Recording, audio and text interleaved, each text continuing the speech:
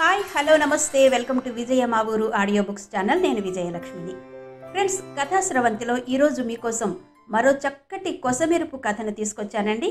ఈ కథ రచన శ్రీ జీడిగుంట నరసింహమూర్తి గారు. ఈ కథ 30/7/2021 సహరి సమగ్ర వారపత్రికలో ప్రచురించబడిన కథ. మరిప్పుడు మీకోసం వినిపించబోతున్నాను శ్రీ జీడిగుంట నరసింహమూర్తి గారి చిదంబర రహస్యం కథ ఆడియో.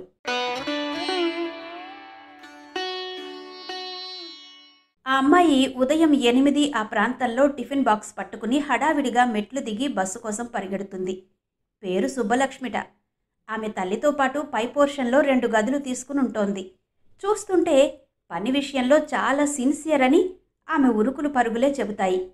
క్రింది వాటాలో గ్రౌండ్ ఫ్లోర్లో 2 ఏళ్ల క్రితం పెళ్లైన చిదంబరం ఉంటున్నాడు. అతనికి రోజూ ప్రత్యక్ష నారాయణుడు, అదే సూర్యభగవానుడి దర్శనం అయినా కాకపోవచ్చునేమో కానీ సుబ్బలక్ష్మి దర్శనం మాత్రం అవ్వాల్సిందే. సంప్రదాయం అణుకువాగల కుటుంబంలో పెరిగిన సుబ్బలక్ష్మికి రోజూ అతగాడు కింద గ్రిల్ తలుపు దగ్గర వేలాడిపోతూ ఉండడం ఒంటికి కారం రాసుకున్నట్టు అనుభూతి కలుగుతూ ఉంటుంది. మొదట్లో 2 రోజులు ఏదోలే అని సరిపెట్టుకున్న ఆమెకు ఇప్పుడు రోజు రోజుకు ప్రత్యక్ష నరకం చవి చూసినట్టుగా అనిపిస్తోంది. ఈ పరిస్థితిని ఎలా ఎదుర్కోవాలో ఆమెకు అర్థం కావడం లేదు. అతను రోజు పని కట్టుకుని గ్రిల్ తలుపు దగ్గర వేళ్లాడిపోతూ ఉండడం సుబ్బలక్ష్మికి చాలా ఇబ్బందిగా ఉంటోంది. ఆఫీసు నుండి తల్లికి ఫోన్ చేసి చెప్పిందో ఏంటో సుబ్బలక్ష్మి తల్లి ఈరోజు ఏదో ఒకటి తేల్చేయాలని అనుకుని ఆయాసపడుతూ మెట్లు దిగి కిందకొచ్చింది. కింద చిదంబరం లేడు. అవును, ఎందుకుంటాడు? సుబ్బలక్ష్మి వెళ్ళిపోయిందిగా, మళ్ళీ రేపు తయారవుతాడన్నమాట. సరే, రేపు కాపలా కాసి కూతురు కన్నా ముందే తయారయ్యి చిదంబరం చేష్టలు కనిపెట్టేయాలని నిర్ణయించుకుందా పెద్దావిడ. అతని భార్య ఊరెళ్ళినప్పుడు మేడపైకి పిలిచి 1-2 సార్లు కాఫీకి కూడా ఆహ్వానించింది సుబ్బలక్ష్మి తల్లి. చిదంబరం అనేది పాత పేరైనా తాతగారి పేరు అదే అవడంతో అతనికి పెట్టారు అని నవ్వుతూ చెప్పాడు. పిల్లాడు మంచి కుదిరైనవాడు అనుకుంది. కానీ ఇలా తన కూతురి పట్ల అసభ్యంగా ప్రవర్తిస్తాడని అనుకోలేదు. పెద్దావిడ కిందకు కూతురితో పాటు దిగింది. చిదంబరం అటువైపు తిరిగి పేపర్ చదువుకుంటున్నాడు.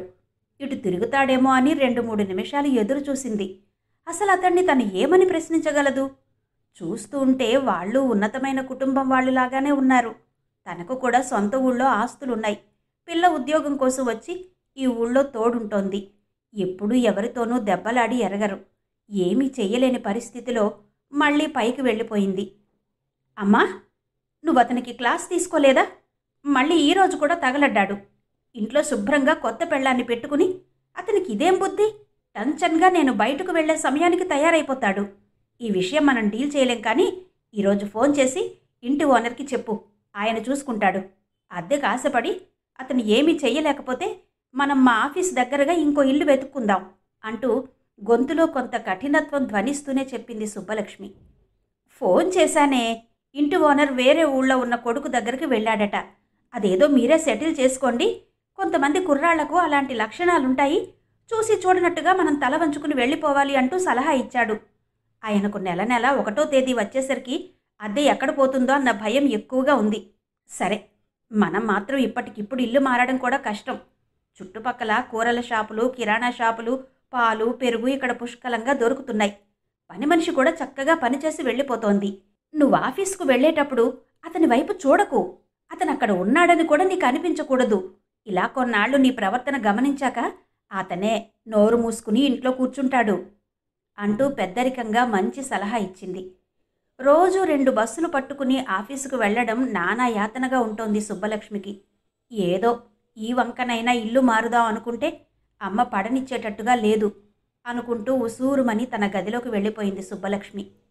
15 రోజుల తర్వాత ఇంటి ఓనర్ వచ్చాడు.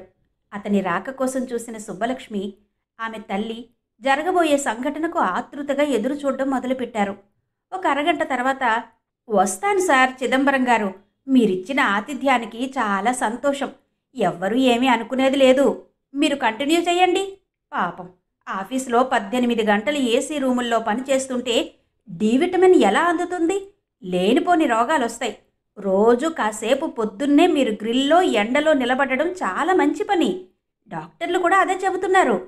ఏదో సమయం చూసుకుని ఎండలో కాసేపు తిరగమంటున్నారు అమ్మాయికి నా థ్యాంక్స్ చెప్పండి, చక్కటి చిక్కటి మంచి కాఫీ ఇచ్చినందుకు అంటూ పైన మెట్ల మీద నిలబడి ఆతృతగా ఎదురు చూస్తున్న తల్లి కూతుళ్ళ వైపు పరికించి చూస్తూ, ఏమ్మా, అర్థమైంది కదా, మీరు కూడా ఎప్పుడూ ఇంట్లోనే కూర్చోకుండా కాస్త డి విటమిన్ పీల్చండి అంటూ నవ్వుకుంటూ స్కూటర్ ఎక్కి వెళ్ళిపోయాడు ఇంటి ఓనర్. అదండి చిదంబర రహస్యం. 37/2021 సహరి సమగ్ర వారపత్రికలో ప్రచురించబడిన శ్రీ జీడిగుంట నరసింహమూర్తి గారి కథ. మరి యథాప్రకారం ఈ కథ మీద, ఆడియో మీద మీ అభిప్రాయాలు కమెంట్స్ రూపంలో నాకు తెలియజేస్తారు కదూ. రేపు ఇదే సమయానికి అంటే మధ్యాహ్నం 3 గంటలకు మరో చక్కటి కథతో మళ్ళీ మీ ముందుంటాను. అంతవరకు సెలవు, నమస్తే.